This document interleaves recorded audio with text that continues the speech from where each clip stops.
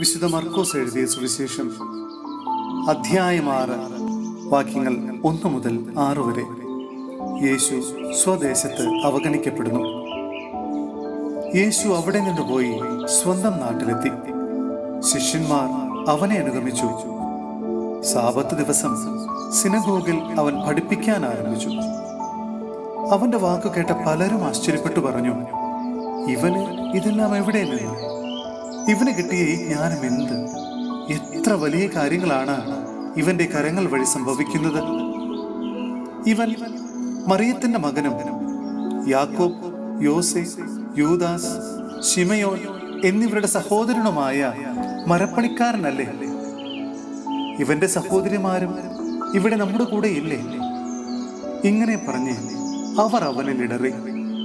യേശു അവരോട് പറഞ്ഞു, സ്വദേശത്തും ബന്ധുജനങ്ങളുടെ ഇടയിലും സ്വഭവനത്തിലുമല്ലാതെ മറ്റെങ്ങും പ്രവാചകൻ അവമതിക്കപ്പെടുന്നില്ല. ഏതാനും രോഗികളുടെ മേൽ കൈകൾ വെച്ച് സുഖപ്പെടുത്തുവാനല്ലാതെ മറ്റത്ഭുതമൊന്നും അവിടെ ചെയ്യാൻ അവന് സാധിച്ചില്ല. അവരുടെ വിശ്വാസരാഹിത്യത്തെക്കുറിച്ച് അവൻ വിസ്മയിച്ചു. സഹോദരരെ, വിശുദ്ധ പൗലോസ്ലീഹ കൊരിന്ത്യോസിലെ സഭയ്ക്ക് എഴുതിയ 1-ാം ലേഖനം അധ്യായം 14 വാക്യങ്ങൾ 20 മുതൽ 25 വരെ. പ്രവചനപരവും ഭാഷാപരവും. സഹോദരരെ, ചിന്തയിൽ നിങ്ങൾ ശിശുക്കളായിരിക്കരുത്. തിന്മയെ സംബന്ധിച്ചിടത്തോളം നിങ്ങൾ പൈതങ്ങളെ പോലെയും ചിന്തയിൽ പക്വമതികളെ പോലെയും ആയിരിക്കുവിൻ.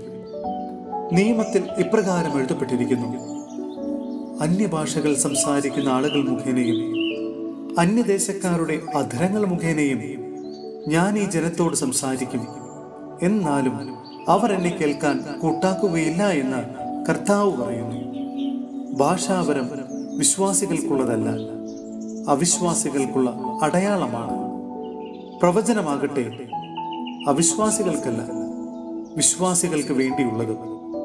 ആകയാൽ സഭ മുഴുവൻ സമ്മേളിച്ചിരിക്കെ ഓരോരുത്തരും ഭാഷാപരത്തോട് സംസാരിക്കുന്നതായി അജ്ഞരോ അവിശ്വാസികളോ വന്നു കണ്ടാൽ നിങ്ങൾക്ക് ഭ്രാന്താണെന്ന് അവർ പറയുകയില്ലേ? എല്ലാവരും പ്രവചിച്ചു കൊണ്ടിരിക്കുന്ന അവസരത്തിലാണ് ഒരു അവിശ്വാസിയോ അജ്ഞനോ അവിടെ വരുന്നതെങ്കിൽ തന്നെ വിധിക്കാനും പരിശോധിക്കാനും ഹൃദയ രഹസ്യങ്ങൾ വെളിപ്പെടുത്താനും നിങ്ങൾ അവന് കാരണമാകും. അങ്ങനെ അവൻ സാഷ്ടാംഗ പ്രണാമം ചെയ്ത് ദൈവത്തെ ആരാധിക്കാനും ദൈവം നിങ്ങളുടെ ഇടയിലുണ്ടെന്ന് പ്രഖ്യാപിക്കാനും ഇടയാകും.